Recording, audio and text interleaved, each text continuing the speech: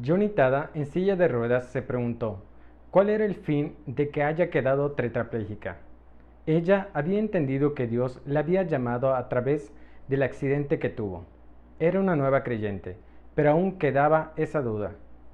¿Para qué seguiría ella sufriendo con su condición si ya había entregado su vida a Dios?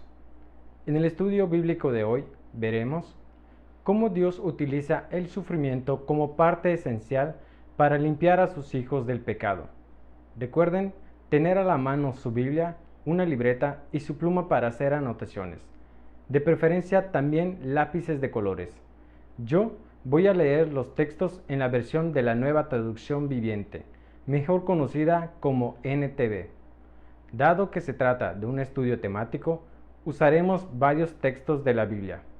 Isaías capítulo 53, versículo 5, Mateo capítulo 27, versículo 26. Iniciaremos leyendo el pasaje de Isaías capítulo 53, versículo 5.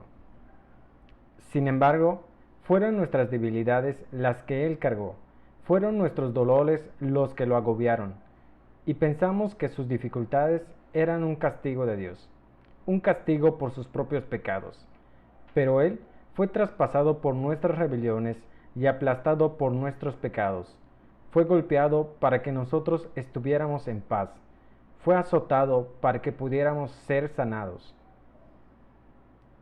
Este pasaje forma parte del cuarto y más largo canto acerca del Mesías, revelado por Dios al profeta Isaías. Este canto es considerado como la porción más importante de la Biblia. También se ha dicho que esta sección es el corazón del libro de Isaías. El centro de su trama es el pecado y justificación, gracia y juicio. Dios había dicho que el Mesías sería despreciado y rechazado por el propio pueblo. El versículo inicia con la palabra sin embargo, para marcar un contraste de la acción que haría el Mesías con la situación de desprecio y rechazo que viviría por parte del pueblo. Las debilidades del pueblo serían cargadas por el Mesías. El dolor que debía padecer el pueblo sería lo que abrumaría al Mesías. Dios estaba revelando a su pueblo que ese padecimiento no le correspondería al Mesías, sino al pueblo que lo estaba rechazando. Continúa el pasaje con Dios describiendo por qué el pueblo actuaría con desprecio hacia el Mesías. Ellos pensarían que el sufrimiento de él se debería a que Dios mismo lo estaría castigando por sus propios pecados. Es decir, todo el pueblo vería a un Mesías sufriente, aquel a quien Dios había elegido y puesto su espíritu. Este ser sería castigado de manera pública y el pueblo lo rechazaría, como si un vil pecador estuviera delante de ellos, un ser indigno y castigado por Dios. Posteriormente el pasaje describiría la verdadera razón del sufrimiento. El Mesías sufriría por la rebelión del pueblo y sería aplastado por el pecado del pueblo. Dios había revelado la gran misión del Mesías, su propósito principal y la razón por la cual este canto se considera el más importante de las Escrituras. El Mesías sería castigado por el pecado del pueblo.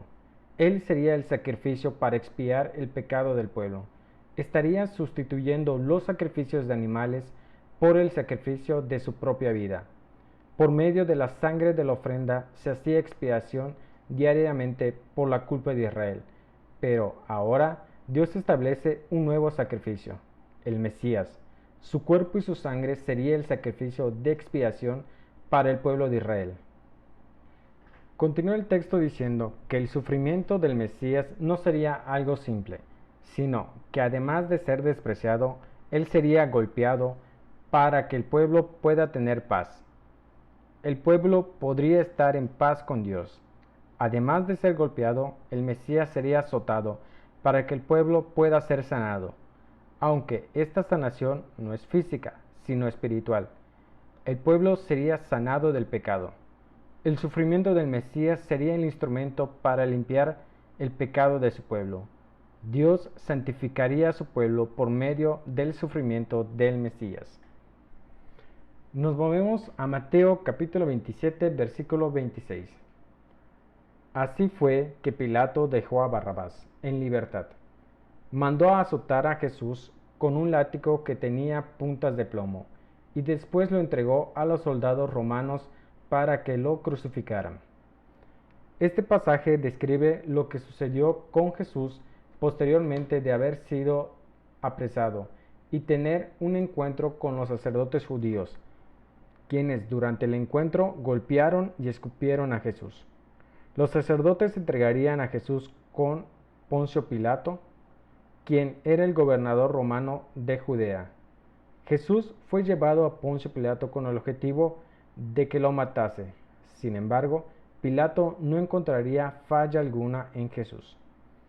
El texto inicia exponiendo que Pilato eligió dejar libre al criminal Barrabás ante la petición del pueblo.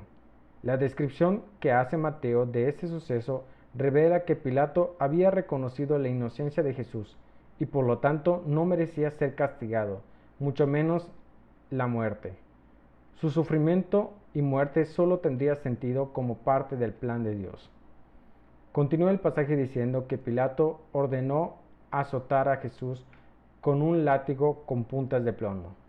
Esta acción es una costumbre romana que se le hacía a los sentenciados a la crucifixión, puesto que ya estaban condenados a morir. El condenado era azotado cruelmente con el látigo, a tal punto que trituraría sus espaldas. Los historiadores certifican que frecuentemente las víctimas morían durante ese terrible castigo. Además, el castigo era tan cruel y humillante cuando era ejecutado por los romanos, debido a que ellos no estaban sujetos a la ley judaica, en la que se moderaba el castigo. Posteriormente de sufrir esa cruel tortura, Jesús fue entregado a los soldados para ser crucificado, es decir, fue pronunciada la sentencia de muerte y se había concedido la licencia para llevarla a cabo, por lo que la entrega del preso a los verdugos fue inmediata. La crucifixión no era una pena de muerte para la ley judía. Su función era un castigo adicional después de la muerte, con el propósito de designar a la persona ejecutada como un maldecido por Dios, de acuerdo con Deuteronomio 21:23. La entrega de Jesús a los soldados era la forma en que los romanos ejecutaban la pena capital, forma que parecía designada con toda crueldad para producir la más terrible y miserable de las muertes. Este fue el método que Dios había elegido para el pago de los pecados del pueblo de Israel. El pueblo estaba viendo al Mesías siendo castigado, a su parecer justamente por Dios. Sin embargo, él estaba recibiendo el castigo por la rebelión de Israel. Se cumplía la profecía de Isaías. Jesús, el Mesías, estaba sufriendo por cargar el pecado del pueblo de Dios. Como hemos visto, el sufrimiento de Jesús fue de tal magnitud debido a que cargó el pecado de los pecadores. Pero ese sufrimiento fue el medio que Dios utilizó para quitar el pecado del mundo y con ello exaltar al Mesías. La biografía de Johnny Tada describe que su condición sufriente ha sido utilizada por Dios para limpiarla de sus pecados habituales y quitarle su orgullo, a fin de santificarla. Su historia muestra que el camino del cristiano a su santificación es el sufrimiento. También de ese modo exaltamos a Dios. Les espero en el próximo estudio bíblico. Que el Señor les siga bendiciendo.